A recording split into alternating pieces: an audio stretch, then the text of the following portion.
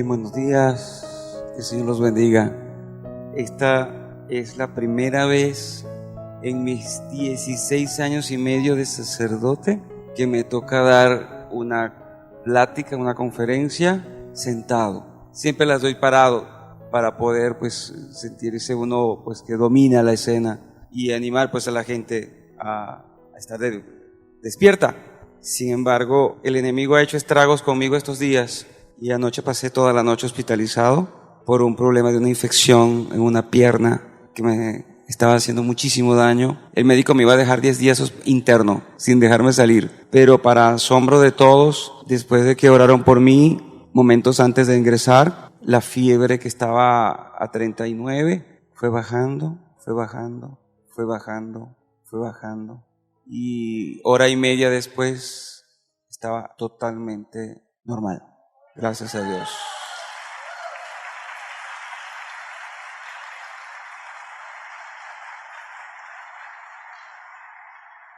Y anoche le preguntaba al Señor, Señor, ¿por qué permites estas cosas tan extrañas? Que vengo precisamente a hablar de sanación, de salud, y permites que me enferme, que esto no suele pasarme. Y es que tiene que ser que el Señor tiene preparado para ustedes y para todos los que van a venir esta tarde y mañana grandes y profundas bendiciones. Tanto así que el enemigo ha querido tumbarme para que no se dé el evento, estando ya en Guatemala, porque esto empezó desde que aterricé en Guatemala, empezó la pierna a molestar. Sin embargo, los caminos de Dios son misteriosos, pero Él es el que vence. Y tenemos que estar todos nosotros conscientes de que la victoria es suya, y nosotros, sacerdotes y laicos que trabajan por la evangelización y más específicamente en el ministerio de sanación, pues también sabemos que la victoria es de Cristo. Amén. Y digo sacerdotes y laicos porque al hablar de evangelización es hacer lo que el Señor hizo y es transmitir lo que el Señor transmitió. Y si algo o en algo dedicó tiempo Jesús, fue en dos cosas muy importantes. Su ministerio se basó en dos grandes ramas de actividad. Una fue la predicación del reino y la otra rama fue los signos de poder, que incluían expulsión de demonios y sanación de muchos, pero muchos enfermos. Por lo tanto, estas dos actividades, al evangelizar, nosotros, laicos y sacerdotes, pues nos vemos involucrados en hacer lo que el Señor hizo. Que todos no podamos hacer todo, bendito sea Dios. La iglesia es ministerial y cada uno tiene su servicio específico, pero sí podemos trabajar así como cuerpo de Cristo, porque la iglesia es cuerpo místico, como cuerpo de Cristo, el Cristo total que llaman algunos. Sí podemos trabajar como iglesia en todo. Y una de esas áreas es precisamente el área de la salud. Y pues hoy tendremos 2 horas, 1 hora y 1 hora de plática y un rato más de feedback o preguntas-respuestas, que siempre quedan muchas preguntas-respuestas. Y como ustedes son servidores y trabajan pues ya activamente en sus parroquias, están comprometidos, pues obviamente dentro de su ministerio, dentro de su trabajo, habrán un montón, tal vez, de incertidumbres, de aspectos que no se logran comprender del todo, de cosas que quisieran saber mejor, de saber si la iglesia tiene respuestas para algunas dudas de ustedes, y obviamente pues sí las tiene. Dulce nombre de Jesús, por el cual somos curados. Dulce nombre de Jesús, por el cual somos sanados. Dulce nombre de Jesús, por el cual somos salvados. Te pedimos que intercedas por cada uno de nosotros. Mete tu mano, Jesús. Intercede por esta actividad de esta mañana, que en tu nombre vamos a desarrollar.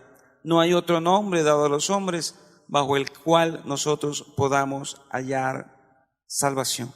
Gloria al Padre, y al Hijo, y al Espíritu Santo, por los siglos de los siglos. Amén. Gloria a Dios. Queridos hermanos, hay varias cosas que quiero tocar esta mañana, pero el gran tema es cómo orar por sanación. ¿Cómo tenemos que hacer? El cómo es el que nos interesa hoy. Sabemos que se puede orar por los enfermos, sabemos que hay que orar por los enfermos. Y el Señor nos da pistas muy simples, tales como imponer las manos. En muchísimos episodios del Evangelio, el Señor curaba de diferentes maneras. Curaba con solo el roce de su manto. Curaba a través de la fe de la gente. Curaba a través de untar saliva, que era materia orgánica de Él, mezclada con barro de la tierra del cual somos formados, y le untaba, por ejemplo, a aquel ciego de nacimiento. Esos textos ya ustedes los conocen. Entonces vemos cómo hay una relación supremamente importante entre el contacto con Jesús, bien sea contacto físico, bien sea contacto espiritual, con Jesús. Recordemos la liberación de la hija de la cananea, cuando ella fue a pedirle a Jesús por su hija que estaba posesa por un demonio. Y no estaba pidiendo por ella, estaba pidiendo por otro. Digamos que en este caso ella fue intercesora, estaba pidiendo. Y es interesante ver la actitud de la cananea. Pero aquí hay algo interesante en lo que hemos entrado ya. Ya sabemos que el Señor sana. Amén. Ya sabemos que aunque Él no nos dijo expresamente a nosotros cómo hacerlo, cuando hizo el envío general a los apóstoles, les dijo: vayan, anuncien a todos el Evangelio, curen a todos. O sea que en cierta forma nos dio una misión muy parecida, por no decir idéntica, a la que Él mismo desempeñó, que es anunciar y sanar. La Iglesia Católica, desde sus inicios, así lo ha entendido, aunque en diversos momentos de la historia no haya sido tan claro. Gracias a Dios, para nosotros hoy, 40 años después del concilio, cada vez sigue siendo mucho más evidente que esto, lo que dijo el Señor, está presente, vivo y necesitado de ser tomado en cuenta en nuestra iglesia. Las dos cosas, lo mismo que empezó en aquel envío misionero del cual Jesús nos hablaba. Fíjense ustedes, por ejemplo, lo que el Señor nos decía en Mateo 28, capítulo 28, versículo 16, el encargo de Jesús a sus discípulos. Así pues, los 11 discípulos se fueron a Galilea, al cerro de Jesús, que Jesús les había indicado. Y cuando vieron a Jesús lo adoraron, aunque algunos dudaban. Jesús se acercó a ellos y les dijo: Dios me ha dado toda autoridad en el cielo y en la tierra. Vayan, pues, a las gentes de todas las naciones y háganlas mis discípulos, bautícenlas en el nombre del Padre y del Hijo y del Espíritu Santo, y enséñenles a obedecer todo lo que les he mandado a ustedes. Por mi parte, yo estaré con ustedes todos los días hasta el fin del mundo. En este envío misionero, que es prácticamente con lo que termina el Evangelio de Mateo, le da a la iglesia un encargo sacramental: bauticen. Y el bautismo es un sacramento de sanación, nos libra del pecado original. E incluso hemos visto casos en nuestras parroquias de niños que han estado enfermitos y al recibir el sagrado bautismo se les quita. Eso que la gente llama mal de ojo, no sé si aquí lo llaman también así. Se les quita, simplemente es una energía negativa, por llamarla de alguna forma, una influencia negativa. Eso sigue siendo un misterio, ¿no? ¿Por qué de esas fuerzas corren por ahí y atacan a los pequeños? Pero parece que sí afectan. Ellos son muy sensibles. Acuérdense que un niño sin bautizo es una tierra baldía, porque de hecho el rito bautismal incluye la unción con el óleo de catecúmenos. Y la unción con el óleo de catecúmenos, y ya estamos hablando de unción, y la unción es otro sacramento de curación. La unción con el óleo de catecúmenos implica prácticamente un exorcismo. Es un reclamo del cuerpo y del alma de ese niño que está baldío, pero que es criatura de Dios. O sea, Dios tiene todo derecho sobre ese niño. Y es lógico pensar que el enemigo o las fuerzas malignas que se debaten en este mundo quieran tomar terreno sobre lo que a Dios le pertenece. Y si lo hace con alguien bautizado, no lo va a hacer con alguien que no está bautizado. Y si el padre tiene derecho sobre el niño como para llevarlo a presentarlo en el templo, tiene autoridad sobre el hijo para presentarlo a Dios, muchas veces se ha visto el caso de padres que irresponsablemente pues han consagrado a sus niños a los espíritus malos y los han llevado a bautizar a templos de brujería. Entonces eso, aunque el niño no lo haya hecho voluntariamente, por la influencia que el padre ejerce sobre el hijo, ya condujo a ese pequeñito a que las fuerzas malignas ocuparan un lugar que no les corresponde. Están invadiendo un terreno que no es de ellos. Por lo tanto, ya en el bautismo hacemos un pequeño reclamo. De hecho, la oración que se hace en el bautismo, cuando se unta el óleo de catecúmenos, hace referencia a eso. Habla del dominio de Satanás y habla de que ese cuerpo sea templo de Dios. Eso es prácticamente un pequeño y muy disimulado exorcismo, en el sentido más simple, porque no es que el demonio haya entrado allí, no. Se trata de que fuerzas malignas de cualquier tipo pueden haber empezado a molestar o a tomar partido o a tomar control sobre esa tierra baldía que es un niño sin bautismo. Por lo tanto, en este episodio evangélico, Jesús nos manda a evangelizar y a llevar los sacramentos. Me llama la atención que el sacramento que nos inicia en el bautismo, en el cristianismo, es precisamente el que Él nos mandó a llevar a cabo en aquel caso. Por otra parte, hermanos, ya sabemos entonces que estamos cumpliendo una misión, estamos encargados por Jesús de evangelizar.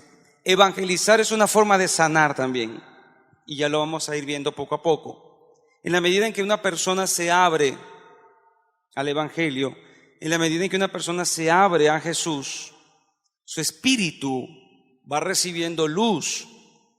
Por lo tanto, no nos quedemos solo en rezar por alguien, en orar por alguien, sino que cada vez que yo como presbítero y ustedes como laicos van a atender a un enfermo, la parte de la evangelización no puede quedar atrás, o sea, no puede quedar disminuida. Muchas veces nosotros lo que hacemos es, llegamos, el enfermo no quiere oír o no está para oír, y le decimos, quédese tranquilito, vamos a orar por usted. Y después de que oramos en lenguas, y él no entiende nada porque él no puede orar, no puede entender lo que las lenguas dicen, pues nos vamos. Ahí faltó algo. Ahí faltó la primera parte de toda acción litúrgica de la iglesia, que es liturgia de la palabra y luego la sacramentalidad. Faltó la evangelización.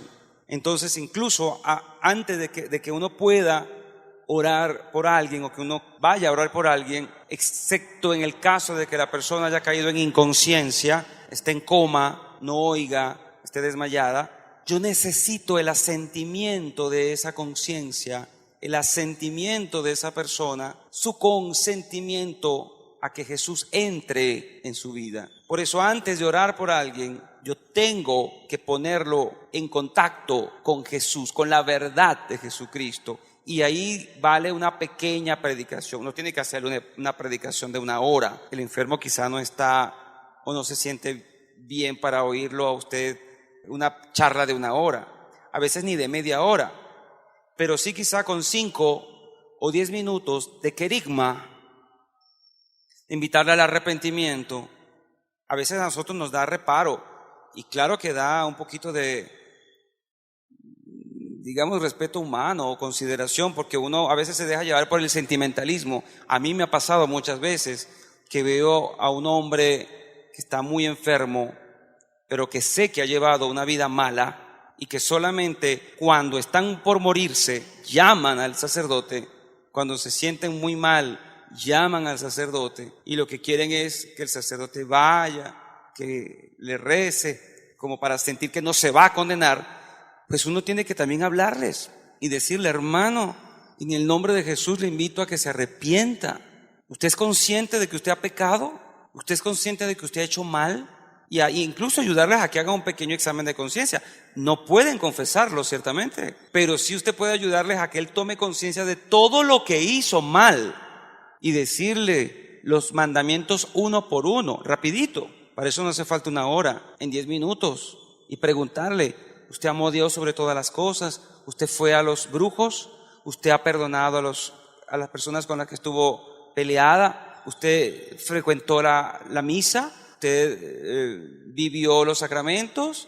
E incluso decirle: ¿usted está casado o no está casado? ¿Vivió casado o no vivió casado? Y si te dicen: no, yo he tenido 3 mujeres y tuve 8 hijos, y decirle: ¿usted sabe que usted vivió en pecado toda esa vida? A uno a veces le da reparo decirle a esa persona o acusarle el pecado, pero puede ser que esa persona lo haya tomado como una ligereza, como circunstancias vitales, como situaciones que se dan de hecho, pero que pues, no, es lo normal.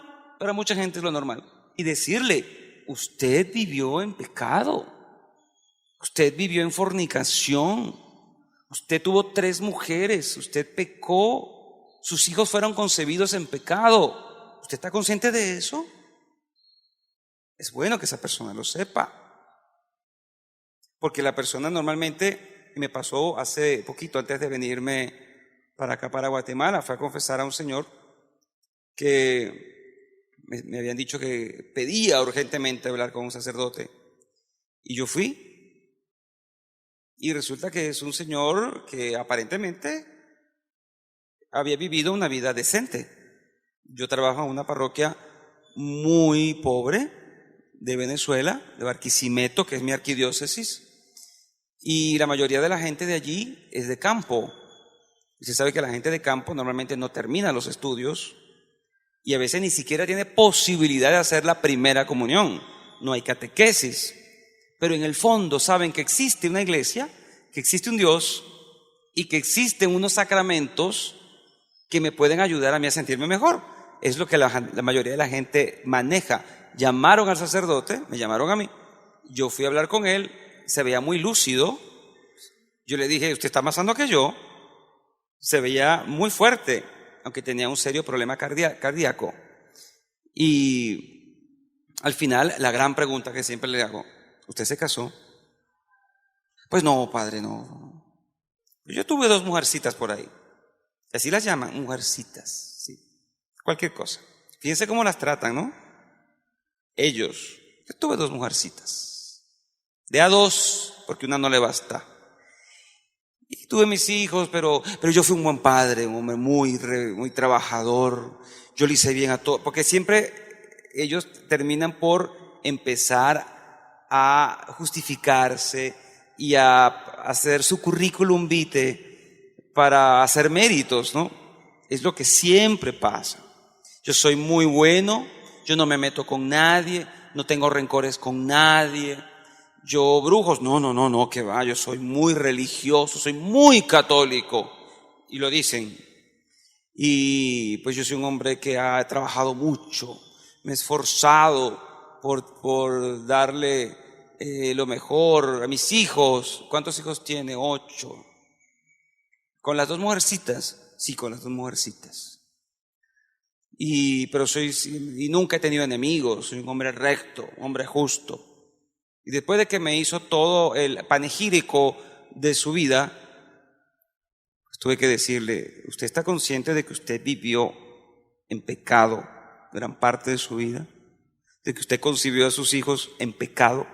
¿Y que usted nunca tuvo un hogar bendecido? Se me quedó así, pálido. Padre, pues ciertamente no me casé. ¿Y por qué no se casó? También quedó pálido. Pues porque no sé. En el fondo no saben. No estuvieron motivados a casarse. Y pero usted sabe que usted vivió en pecado. Y al rato me respondió: sí, padre. ¿No ve que sí saben? En el fondo de su corazón saben que hay algo que arreglar, algo que arreglar. Entonces uno no puede, por consideración al enfermo, evitar que se arrepienta, porque ese arrepentimiento es necesario como parte del proceso de curación. Si yo voy a orar por él, necesito que él deje que Jesús lo toque, deje que Jesús vaya metiéndose en su subconsciente. Y me dijo: bueno, padre, en realidad esta es mi primera confesión. A esa edad. Y le pregunté: ¿usted no ha hecho la primera comunión? No. ¿Y qué es eso? Bueno, está totalmente ajeno, pero en el fondo sabía que necesitaba el auxilio del sacerdote y de que se estaba muriendo, que podía morir en cualquier momento y que tenía que llamar a la iglesia, porque por lo menos fue bautizado católico. Bueno, le di la unción porque la necesitaba. La unción perdona pecados, pero no pudo comulgar porque no sabe qué es eso. La comunión no es un derecho de la gente, y a veces la gente está demasiado preocupada en estos casos en que la gente comulgue. Si no sabe lo que es la comunión, tengo primero que decirle, y en el tiempo que le quede de vida, tengo que invitarlo a que reconozca que Jesús está presente en las sagradas formas. Si no, esa comunión no puede hacer todo el efecto que necesita hacer. ¿Cómo voy a recibir yo algo que no conozco? O sea, yo tengo que saber quién recibo. Entonces, no andemos tan preocupados para que el moribundo comulgue si no ha sido una persona religiosa, si no ha sido una persona católica, de practicante, si ha estado muy alejado con la iglesia. Por lo menos confórmese con darle el querigma, con anunciarle la buena noticia de la salvación en Jesucristo, con invitarle a que se arrepienta de sus pecados. Si el sacerdote puede ir a confesarlo, magnífico, pero no lo obliguen a juro. ¿Saben lo que es a juro? A juro es a fuerzas, porque sí, en Venezuela decimos a juro. No lo obliguen a fuerzas a que tenga que comulgar para que se vaya con el viático. Si no sabe lo que es eso, hermano, esa comunión podría incluso hasta ser, me atrevería yo a decir, sacrílega. No sabe a quién está recibiendo. Yo no sé si ustedes en estos días se enteraron de un suceso que ocurrió en Costa Rica con la esposa de un candidato presidencial. ¿No supieron? Eso salió por CNN. Salió por CNN y fue un escandalazo, porque hasta salió en las páginas del Vaticano y en los videos del Vaticano. Resulta que esta señora, novia del candidato, se paró a comulgar y todo estuvo filmado, todo quedó en cámaras, con una nitidez meridiana. Y le entró en conversación con el cardenal, que no sé cómo se le pasó eso, pero hasta a los cardenales se les pasan las cosas. Entró en conversación con el cardenal y le dijo que si ella podía compartir la bendición con su novio, el candidato. Y el cardenal le dijo que sí. Ella no dijo comunión, dijo bendición. ¿Qué quiere decir? No sabía lo que era comulgar, ni sabía quién estaba en la hostia, porque la hostia no es una bendición, la hostia es Jesucristo. el generador de toda bendición.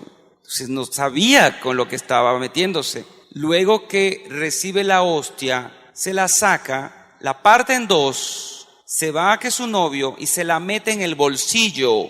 Y todo eso salió grabado por todas las emisoras de Costa Rica y llegó al Vaticano y se ha armado un lío que yo creo que hasta el cardenal lo llamaron para decirle: ¿qué te pasó? Mira qué escandalazo por eso.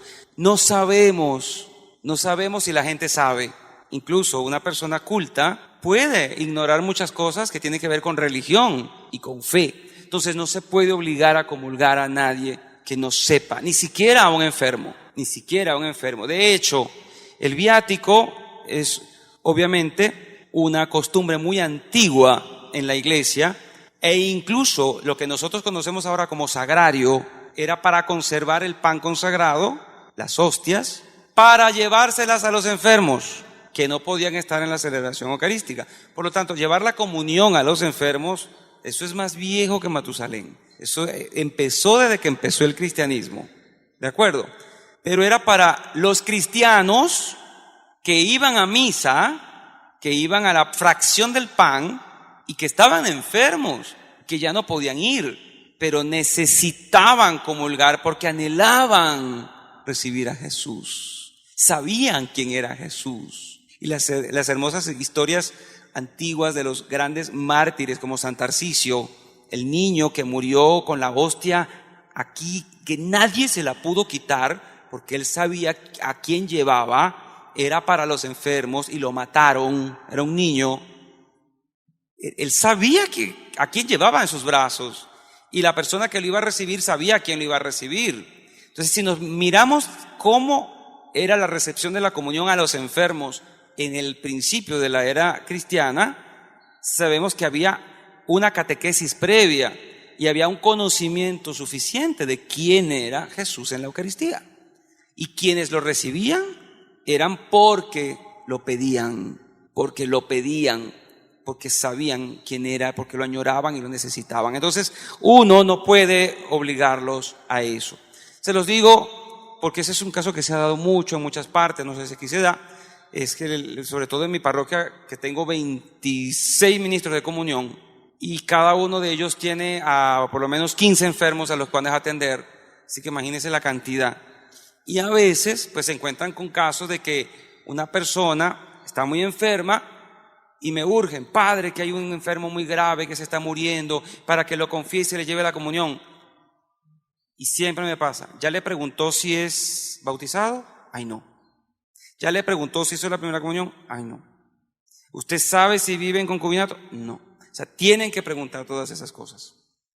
Porque si él no sabe, lo único que se puede hacer es querigma, confesión en todo caso, si hay ya conciencia de pecado se puede, y pues la unción de enfermos, que eso solo lo puede hacer el sacerdote. Solamente lo puede hacer el sacerdote.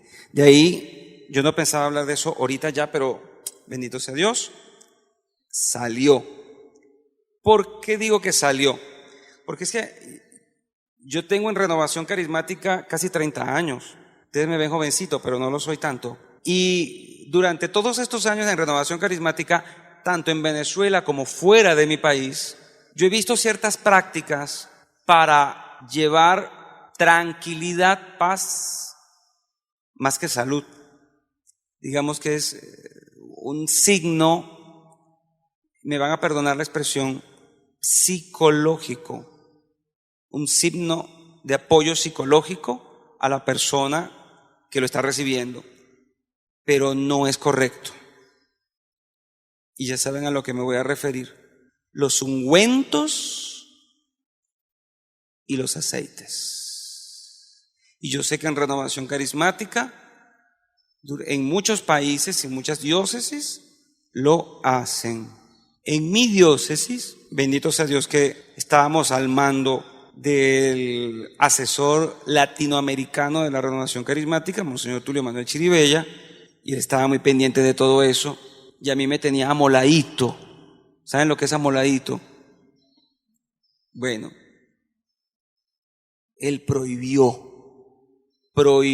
rotundamente estar bendiciendo aceites y estar usando aceites o ungüentos o cremas o ceras para ungir a enfermos, porque eso es un simulacro y se convierte en una burda imitación del legítimo sacramento de la unción de enfermos, que solo lo puede administrar el sacerdote. Amén. Yo me quedé horrorizado una vez, hace más o menos 10 años, que hice mi primera visita a Miami con un ministerio que trabajaba allá, y allá vendían en la librería de la parroquia unos tarritos así como de chimó. No sé si usted conoce el chimó. ¿Qué le puedo decir? Unos tarritos así, chiquititos. Parecían un portaviático y eran blanquitos. Yo le pregunté, ¿qué es eso? Eso es cera, aceite pero con tan denso que no se bota, es como crema, como cerita. Y yo le pregunté, ¿para qué usan eso? Para los enfermos, padre. Eso se bendice y se le da a los enfermos. Y yo dije, esto no está bien. Después, cuando el padre hizo la primera misa por los enfermos, el padre le untó la cera a todo el mundo, cosa que tampoco es del todo correcta, porque la Biblia me da ciertos elementos para saber a quién le voy yo a administrar el sacramento de la unción, en qué condiciones debe estar el enfermo. Y eso es bueno que ustedes lo sepan, porque a ustedes se les va a presentar ese caso, ustedes tienen que saberlo. Usted dirá, padre, pero yo no soy sacerdote, yo no soy cura, dígaselo de los curas. No, ellos son muy duros para entender esto. A veces no quieren a uno oírlo, pero ustedes sí es bueno que lo sepan para que después no pequen de ignorantes o de no saber o no conocer ciertas normativas que la iglesia tiene. En fin, la unción de enfermos se ha limitado durante mucho tiempo a los casos de enfermedades graves, de enfermedades casi que terminales. Por eso, durante mucho tiempo se llamó extrema unción. ¿Sí recuerdan eso, verdad?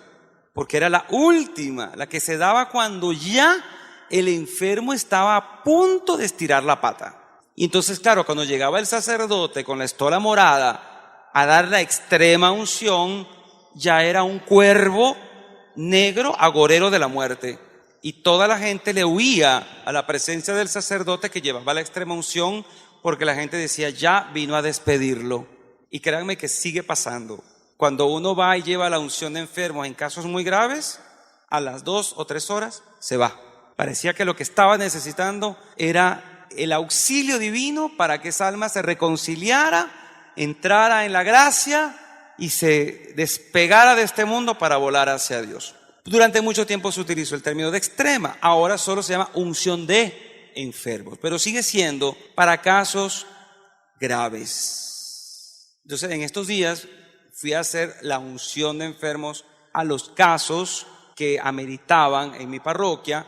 Por ejemplo, gente con derrame cerebral, gente con parálisis, gente que ha sufrido ya varias veces de infartos y tiene una avanzada edad. Cuando ya tienen una avanzada edad, también se puede dar la unción de enfermos porque está en peligro de muerte. En cualquier momento un viejito se va. Y entonces, cuando veo en la cola a una señora bien buena moza y bien sana, y yo digo, ¿y usted qué le pasa? Me duele la cabeza, padre. No, esto no es para usted. Pero padre, úntemelo. No. Es jugar con el sacramento. No podemos jugar con el sacramento. Me duele la cabeza. Después llegó una niña. Hija, ¿qué te tienes? Tengo un dolor de muela, padre.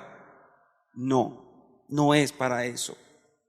Padre, es que me duele aquí, mire, me dio un golpe y me duele mucho. Úntese un ungüento para los golpes, pero no la unción de enfermos. O sea, hay que saber discernir dónde sí y dónde no. Es lo mismo que cuando van a la gente al otro sacramento de la sanación, que es la confesión. La gente no se sabe confesar todavía. Entonces mucha gente va y me dice, padre, vengo a confesarme que tengo muchos problemas en mi casa. Digo, bueno, entonces en este caso tengo cita con usted mañana a las 8 de la mañana porque su caso no es de confesión, su caso es de dirección espiritual y de consejería, pero no es de confesión, párese, déle el puesto al otro. Yo no puedo absolver a nadie porque tiene un problema en su casa. Tengo que saber dónde ubicarlo. Esta persona no tiene la conciencia de pecado. Si va a un confesionario porque tiene un problema en su casa, no sabe dónde acudir. Entonces hay que ubicarlo. No, su caso no es de aquí, su caso es para allá. Es como el que va al odontólogo y cuando le dice, ¿dónde le duele? Me duele aquí. ¿A dónde? Aquí en la rodilla. Ese caso no es conmigo. Vaya al traumatólogo, que eso es en el pasillo de al lado. O sea, hay que saberlos ubicar. También en la iglesia hay que hacer eso. No podemos vivir en un eterno desorden sin saber dónde va cada quien. Por eso en nuestras comunidades, por eso en nuestros ministerios han habido tantos desmanes, han habido tantos desórdenes y han habido incluso casos en los que no sabemos qué hacer porque no nos toca. Y falta un poquito de sentido común, que es algo que debe haber en todo ministro que ora por los enfermos. Sentido común para saber qué hacer en ese caso. Hay casos que son muy simples, pero a veces nos volvemos un rollo. En estos días me llevaron a un joven y las personas estaban tan desesperadas. Fíjense ustedes que yo tengo misa a las 7 de la mañana en una capilla y a las 8:30 en el templo importante de la parroquia. Y normalmente mis misas no son de media hora. Se sabe que la misa de un cura carismático siempre dura más de 1:30. Eso es imposible terminar antes. No se puede, aunque uno quiera. Entonces mis misas empiezan a las 8:30 y termino a las 10:15. Bueno, había una gente esperándome desde las 7 de la mañana y estaban toda la familia porque uno de sus miembros, que era esposo de una de las muchachas de ahí, tenía un espíritu mal, que oía voces y querían que lo exorcizara, que le aplicara un exorcismo. Tenían horas y encima de eso tenía una gente que había citado para ese día a las 11. Total que yo pude atender al joven a las 12 del día, desde las 7 de la mañana. Cuando entré, el joven estaba aterrado, pálido. Lo que tenía era una crisis de pánico. Era una crisis de pánico. Y todos en su casa decían que era que tenía un demonio. Entonces empecé a hablar con él. Le empecé a hacer que se sintiera en confianza, que me dijera lo que le pasaba. Le impliqué que si él era bautizado, el demonio no lo podía atacar, por lo menos no podía meterse en su alma, a menos que él se lo permitiera. Luego terminé enterándome que en algún momento de su vida practicó brujería. Se metió con la brujería, pero hacía tiempo. Sin embargo, había estado siendo perturbado por algunas cositas que en definitiva terminé pensando que eran efecto psicológico de algunos problemas que él había tenido. Se confesó, aunque en ese momento tuve que hacer un malabar pastoral para que él se confesara, porque vivía en concubinato con una mujer, y yo le tuve que decir, ¿usted se quiere realmente curar? Sí. Bueno, usted se tiene que casar con ella. Sí, padre, yo me caso. Sí me caso. Y yo mandé a buscar a la mujer. Y ¿usted quiere que ese hombre se cure? Sí. ¿Cuánto tiempo tienen viviendo juntos? 10 años. ¿Cuántos hijos tienen? 3. ¿Se quieren? Nos amamos, padre. No hay razón entonces para no casarse. ¿Por qué no se han casado? Pues lo hemos intentado 3 veces, pero no hemos tenido plata para la fiesta. ¿Usted quiere de verdad que se cure? Sí. Bueno, usted se me va para la casa de sus padres durante 2 meses, mientras este señor se calma y organiza la boda. Y usted no vuelve a tener relaciones maritales con él hasta que se casen. ¿De acuerdo? Sí, padre, sí, lo vamos a hacer. Y los obligué y ella se fue para su casa de sus padres con sus niños. Él quedó en la casa de sus padres mientras pasaba la crisis emotiva que tenía. Allá están organizando su boda, felices, contentos, ya no hay voces, ya no hay presencias, ya no hay nada. Él lo que tenía era una simple crisis nerviosa emocional. Y listo, se confesó, quedó con mucho alivio. Obviamente vivían en pecado, cuando una persona vive en pecado, cualquier cosa puede pasar. Y es que hablar de sanación y hablar de liberación y hablar de males espirituales está muy ligado. Muy ligado. Cuando Jesús sanaba, también liberaba. Cuando liberaba, sanaba. O sea, está muy ligado. Entonces es bueno saber esto. Hemos atacado ya el caso de la unción. Y hay textos específicos que nos hablan de la unción. Yo les sugiero que una de las formas para orar por los enfermos es no utilizar ningún elemento que no sea solo la oración. No unjan a nadie. Ustedes como laicos no están autorizados para ungir a nadie. Ni con el ungüento de rosas que brota de la Virgen de no sé quién. No, porque eso ha pasado. Padre, es que este aceite lo destila la imagen de... No. Que huele a rosas y cura. No. Si la persona misma le tiene devoción a ese aceite y quiere untárselo, bueno, que ella misma se bañe. Eso es asunto de ella, porque eso en todo caso es una devoción personal. Pero usted como ministro de la iglesia no vaya a hacer nada que ponga en tela de juicio la seriedad de la sacramentalidad de la iglesia y de los actos concretos de atención pastoral a las personas. ¿Sí me entienden? Porque el gran caso de los carismáticos es que todo lo que salga de la Virgen y huela a rosas es para untarse. No, no está permitido. Ustedes son laicos y como laicos, pues hagan lo que les toca hacer, que ya es mucho. Ustedes tienen un papel importantísimo en la iglesia y en el mundo. Les voy a leer este texto de la carta de Santiago en el capítulo 5, que quizás es muy bien conocido por ustedes. Santiago 5:13. Voy a leerlo poquito a poquito. Si alguno de ustedes está afligido, que ya es una forma de enfermedad, ore. O sea, la forma de atacar la aflicción a nivel personal, ¿cuál es entonces? ¿La oración de qué tipo? ¿Qué tipo de oración? Personal. ¿Quién lo dijo? ¿Cómo te llamas? Bernardo, te felicito. Gracias. Es oración personal. Hay que empezar por ahí. ¿Estás afligido? ¿Estás triste? Ora, hermano. Y eso lo tienes que hacer tú. Mucha gente llama a todo un equipo de intercesión para que oren porque está deprimido. Tengo depresión, me siento mal, no como, no duermo, no quiero vivir. Y llaman a todo el equipo de intercesión para que le saquen el demonio. ¿Qué dice la Biblia? ¿Estás afligido? Ora. Tú mismo ora.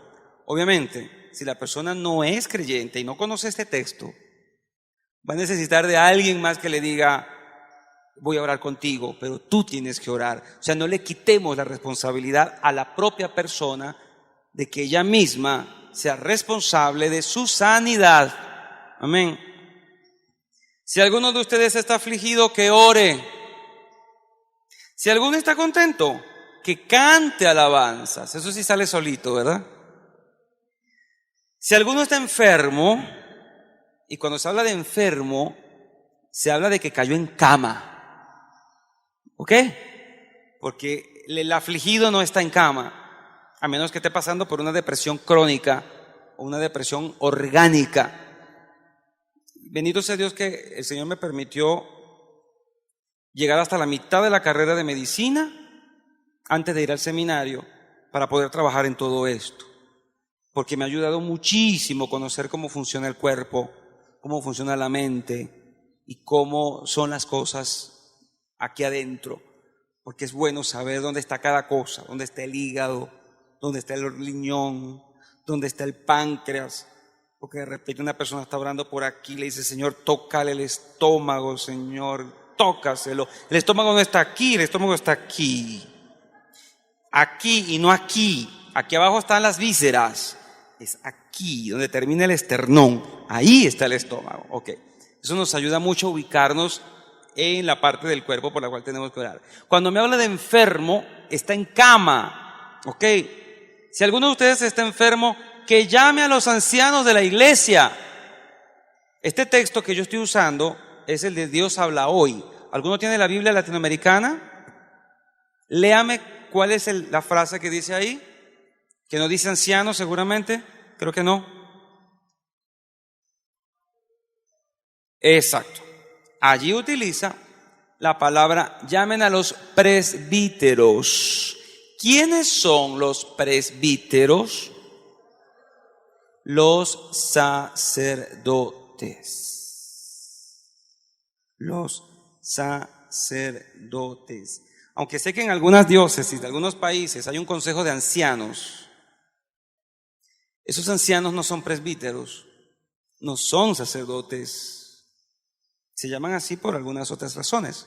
Pero de los ancianos que menciona aquí la Biblia, son los presbíteros, puestos allí por los apóstoles. La iglesia los colocó allí. Y los presbíteros son los que actualmente son los párrocos, los curas párrocos. Hay un gran problema con esto, y es que al cura carismático, que todo cura es carismático, pero al cura que vive en renovación, en el espíritu, lo llaman de todos lados, de todas partes, y se nos multiplica el trabajo por 1000. Entonces yo les digo, ¿dónde vive usted? Yo vivo en el este. Mire, doña, yo vivo en el oeste. En el este, en esa parroquia está el padre fulanito. Tiene que ir a buscarlo a él. Primero, porque es más cercano. Lo pueden ubicar rápido. Segundo, él tiene potestad sacerdotal sobre su parroquia y por ende sobre los que allí viven.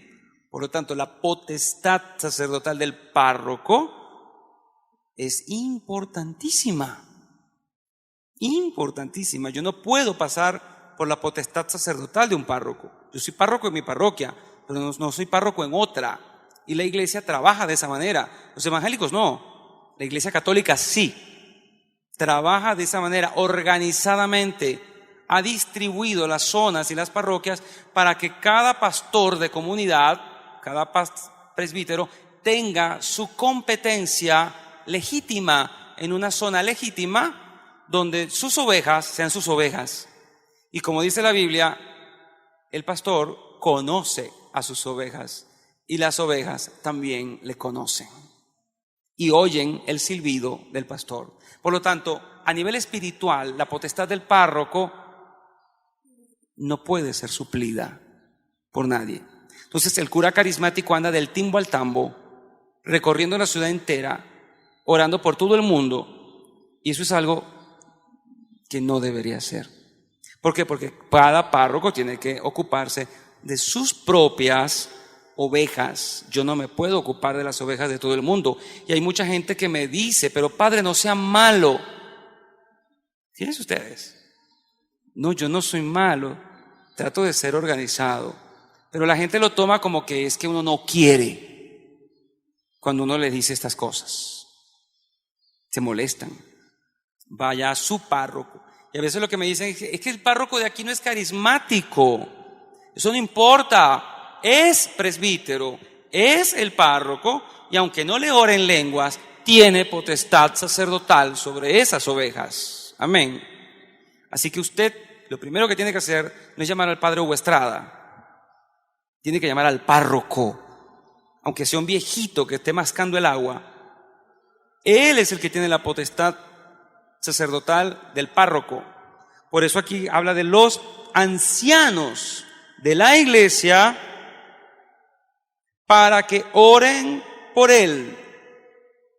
Y el rito de la oración incluye un acto penitencial, pedirle perdón a Dios, Señor, ten piedad, y la lectura de un texto bíblico, que normalmente son de las cartas de Pablo o de algún texto del Evangelio. ¿Por qué? Porque es importante el anuncio, el querigma, recordarle la palabra de Dios a esa persona. Oren por él y en el nombre del Señor le unten aceite. Gloria a Dios. Llegamos al punto, por fin, después de tanta vuelta. ¿Quiénes son los que la Biblia me dice que pueden untar aceites? Solamente los sacerdotes. Yo me he estudiado esto y yo no he encontrado todavía ningún texto que me hable de que los laicos unten nada. ¿Usted lo ha encontrado? ¿Y por qué lo ha hecho? Si no lo ha hecho, bendito sea Dios. No he dicho nada. No es para ustedes. Pero sépanlo, es bueno saber, porque le puede llegar alguno por ahí. No, es que yo fui a tal parte, allá me untaron. No le unten nada. En todo caso, pidan la unción del Espíritu, que esa la da el Espíritu, no la da usted. Y ahí no está incumpliendo ninguna norma, ni bíblica ni eclesial. ¿Ok? Para que le unten aceite, ¿cómo dice el texto de la Biblia latinoamericana? Ungiéndolo con aceite en el nombre del Señor. Dice igual. Y cuando oren con fe, ¿el enfermo sanará? Aquí, al pasar acá, en este versículo específicamente, no me dice si es la oración de fe del presbítero o es la oración de fe de otra persona. Lea el texto de nuevo. Si alguno está enfermo, que llame a los ancianos de la iglesia para que oren por él y en el nombre del Señor le unten aceite. Y cuando oren con fe, pareciera que cambiara de contexto. Cuando oren con fe, el enfermo sanará y el Señor lo levantará. Amén. Pareciera que en ese momento sí nos estuviera hablando a la comunidad entera. Si el enfermo, está en cama, solo la unción la puede hacer el presbítero. El texto hace alusión clara a eso. Cuando hay el punto y sigue el texto, la frase siguiente, ya parece que le está hablando a toda la comunidad. Y cuando oren con fe, oren. Me habla de mucha gente, o sea, es la comunidad la que está orando con fe, con fe. Entonces yo no puedo ir a orar por nadie si no tengo fe en lo que estoy haciendo. Y mucha gente puede, incluso en Renovación Carismática, que vaya a orar por costumbre, porque le toca. Yo les voy a recomendar algo. Orar por enfermos no es fácil. Es más, podría convertirse en riesgoso. ¿Por qué? Porque en este mundo espiritual en el que vivimos se pueden dar muchas cosas. Transmisión de males, así como se contagia una gripe, un mal espiritual puede pasar de una persona a otra. Cuando oran por mí, o cuando ha orado por mí gente que no está preparada, yo siempre les digo a las personas que van a orar por mí, ¿usted está preparado? Sí. Si no, no lo haga. Aténgase a las consecuencias, porque orar por un sacerdote que trabaja con sanación y liberación es meterse en camisas de once varas, porque usted no sabe qué cosas pueden estarme atacando y usted las va a padecer. Hay mucha gente que ha orado por alguien que ha tenido dolor de cabeza, se le quitó el dolor de cabeza a esta persona y le pasó a la otra. Y ha pasado toda la tarde acostada con un dolor de cabeza, con un dolor de rodillas, con un dolor de ojos, con un lumbago, con un dolor de espalda. Entonces, incluso después de una misa de sanación, que yo no sé si aquí tienen problema con el término misas de sanación. En Venezuela ya no se quiere decir misas de sanación, sino misas de alabanza y oración por los enfermos. Total, el término a mí no me parece que sea importante. Cuando uno sale de una misa de sanación, el sacerdote necesita ir a ponerse frente al Santísimo un rato para que el Señor se lleve cualquier cosa que uno pueda verse contaminado, porque uno en ese momento se convierte en canal. Y ustedes también son canal de la gracia. Cuando ustedes oran por alguien con fe, aún con fe, la gracia de Dios está pasando a través de ustedes, a través de sus palabras, a través de su mente, a través de sus manos incluso. Por lo tanto, ha habido contacto, cosa que empezamos a hablar desde el principio. Y porque hubo contacto, yo me puedo ver influenciado por algo. O sea, ¿qué es lo que hace al sacerdote? Y nosotros como pueblo de Dios compartimos el sacerdocio común de los fieles. Es ser pontífices. El sumo pontífice es el Papa, pero todo sacerdote es pontífice. Jesucristo es el pontífice de la nueva alianza. ¿Qué significa la palabra pontífice? Puente, puente, puente. ¿Qué hace un puente? Une un lugar con el otro. En este caso, tanto el sacerdote como la iglesia es puente entre quién y quién. Entre Dios, Jesucristo, y la persona. Cuando uno absuelve, uno es puente de misericordia entre Dios y el hombre. Yo le llevo los pecados del hombre a Dios y le traigo de parte de Dios a la persona el perdón y la misericordia. Usted sabe lo que eso pesa. Usted no se imagina lo que eso pesa. Eso pesa muchísimo. Y la gente no se da cuenta de que una hora de confesión para un sacerdote equivale a 8 horas de trabajo manual para una persona normal. La gente no sabe que una hora de misa para un sacerdote equivalen a 4 o 5 horas de trabajo normal para un trabajo ordinario. ¿Por qué? Porque el trabajo que los sacerdotes hacen no es un trabajo ordinario, es un trabajo extraordinario. Uno está allí poniéndose entre un cable de alta tensión y pasan por uno fuerzas increíblemente grandes del mal y del bien. Yo le llevo todos los pecados de los hombres a Dios en el nombre de Jesucristo, que es el pontífice, y le traigo a ellos de parte de Dios bendiciones, perdón y misericordia. Eso agota a cualquier sacerdote. Entonces, ordinariamente en medios no católicos o en gente que no conoce el misterio del sacerdocio y la parte ministerial de un sacerdote, no pueden entender por qué un sacerdote hace una misa y diga, estoy cansado. Pero si lo que hizo la misa fue de 1 hora, qué cura tan holgazán. No sabe lo que está diciendo. Hay empleos de tanto riesgo y tanta tensión que los empleados solo trabajan 2 horas al día, porque no pueden exponer su cuerpo a más tensión y riesgo.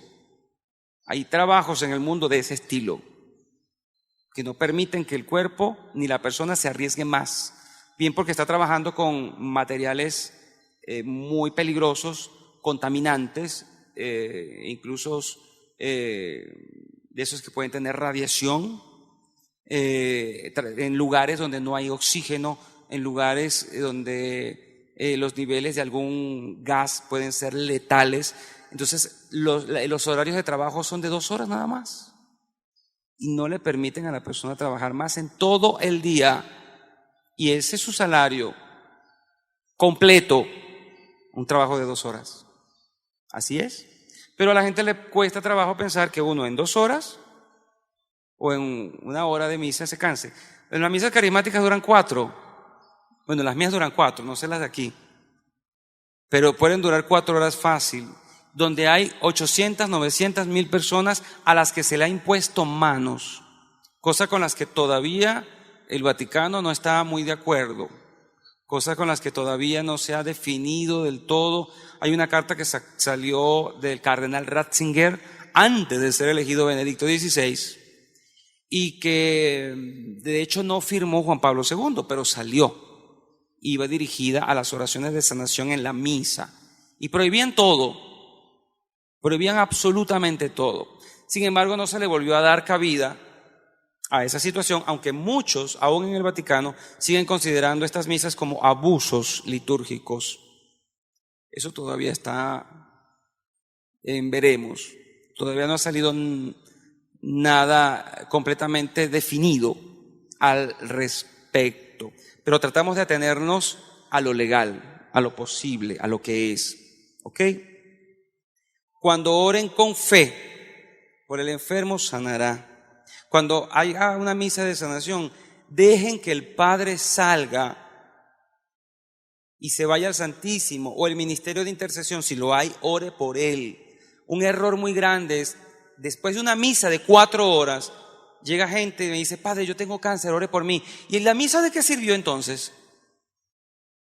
¿La misa de qué sirvió? No sirvió de nada. ¿Para qué vino?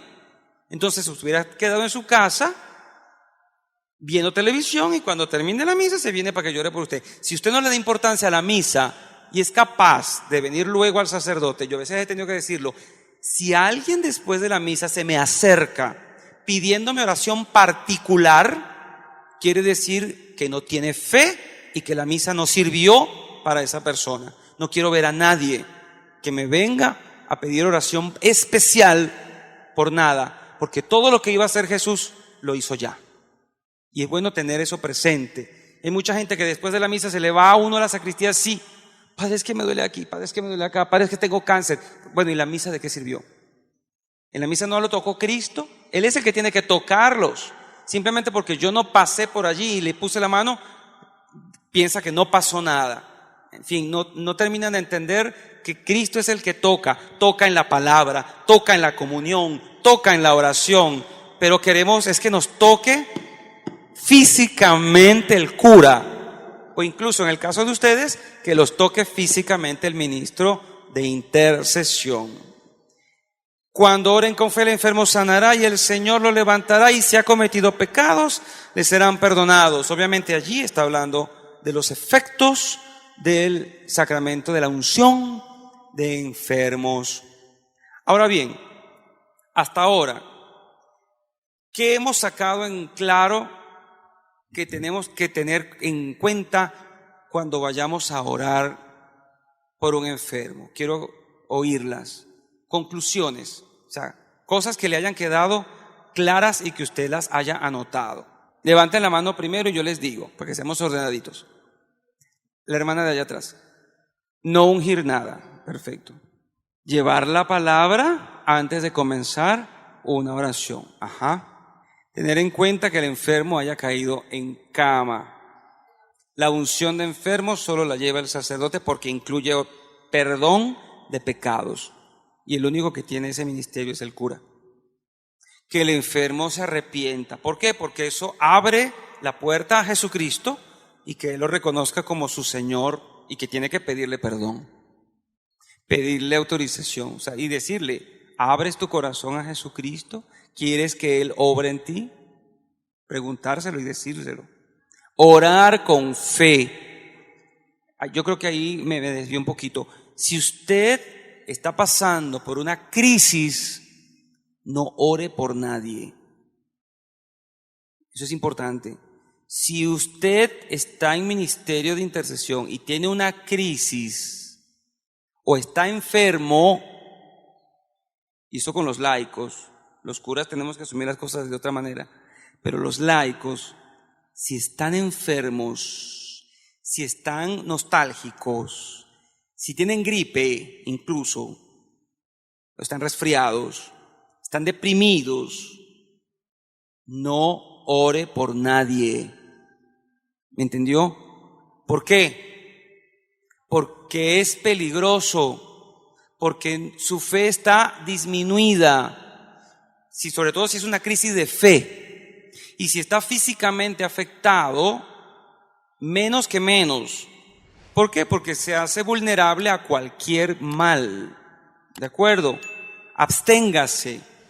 Entonces, más bien pida oración, pero no ore. ¿Por qué? Porque es peligroso. No se arriesgue más de lo debido. ¿Ok? ¿Alguien más? Ok. Muy bien. Exacto. Si conoce la Eucaristía, puede recibirla. Si no la conoce, hay que catequizarlo en lo posible y según sus capacidades de comprensión y lo que la enfermedad le permita, por lo menos, llegar a conocer. El agua bendita es otra cosa. El agua bendita, aquí no habla de agua bendita ni nada, pero fíjense que normalmente la iglesia, en la mayoría de los templos, existe una pilita pequeña de agua bendita con la que la persona por sí misma toma. No he encontrado ningún texto que me hable de agua bendita bíblicamente hablando para este caso de los enfermos. Hemos tenido la experiencia de los casos de exorcismo, donde el agua bendita ha jugado un papel importante para detectar la presencia de espíritus malos. Por lo tanto, si el agua bendita ha servido para detectar o no la presencia de un espíritu malo, creo que no hay ningún impedimento para usarla, pero más yo, o sea, particularmente yo, puedo estar equivocado, pero en el tiempo que tengo de ministerio, el agua bendita prefiero que se tome y no que se unja, porque lo que se unge, o a lo que estamos llamados a ungir, es con aceite, el sacerdote. Y el agua bendita tiene otro significado en la iglesia. Y aun cuando se use en la puerta de la iglesia, soy yo el que la uso para hacerme la señal de la cruz en la frente. Se usa también, como ustedes lo saben, en los días de Pascua para asperjar al pueblo, como recuerdo también de su bautismo e incluso como acto penitencial. Pero el agua se asperja, se rocía. No le digo que no lo haga, pero quizá la forma más eficaz de usarla es tomándola. Es tomándola. Y eso sí, tiene que ser agua muy limpia. Agua limpia, agua pura, de esas que vienen en botellita o agua filtrada, no sé, que sea bendecida y que solo se use para eso. No se puede usar para nada más. ¿Estoy listo? Ok, entonces, ¿alguien quedó con algo que decir? Ajá, el hermanito ya y nos vamos. No quiere somatarse, ir a ver el enfermo, sino que niega ir a ver el enfermo, darle extrema unción y niega, hasta el tercer, cuarto día se va. ¿Qué tal se muere el enfermo? Yo he pasado que el padre niega ir a ver el enfermo, tal como se dice aquí en la Biblia. Pero dice que no va o es que no ha podido ir. Primero quiere saberlo si está bautizado y lo afirmamos que sí está bautizado, solo que necesitaba la unción, pero el padre no quería que se fuera. Hasta tuve que enfrentarme y decirle, mire padre, entonces si usted no quiere, usted tranquilamente se abre la puerta del infierno para usted. Eso es lo que ha dicho el padre. No, hermano, yo le invito a que a su sacerdote lo respete por encima de todas las cosas. Puede ser que él no esté entendiendo bien las cosas, puede ser que él esté siendo demasiado precavido, puede ser que le hayan pasado ya demasiadas cosas como esa que les he contado, que me llaman por una gripe para ir a bautizar y tengo otras muchas cosas que hacer. Acuérdense que cada día el pueblo es más grande y hay menos sacerdotes. Entonces uno trata de repartir su tiempo dividiendo prioridades. y a lo mejor el padre pues ha pasado ya por muchas. No lo juzgue, hermano. Usted no se convierta en juez de su propio sacerdote, eso está mal. Trate de ser más cercano con él y de colaborar con él, pero jamás le diga que se va a condenar por eso. Él sabrá cómo maneja sus cosas. Y usted trate de hacer lo posible como laico, de no hacer quedar mal jamás al sacerdote, aunque usted sepa que él en todo caso no quiso. No le diga nunca al enfermo que el padre no quiso ir, porque eso le deja un amargo sabor en su vida como católico. O sea, también tratemos de cubrirnos las espaldas. Miren que el que le pega a su familia se arruina, y eso es muy delicado. No sabemos exactamente el caso, usted me dice lo que usted piensa, tendría que hablar con ese sacerdote para ver lo que él piensa y llegar a un acuerdo, porque no puedo basarme en un solo testimonio para establecer un juicio, y no somos jueces aquí para juzgar a nadie.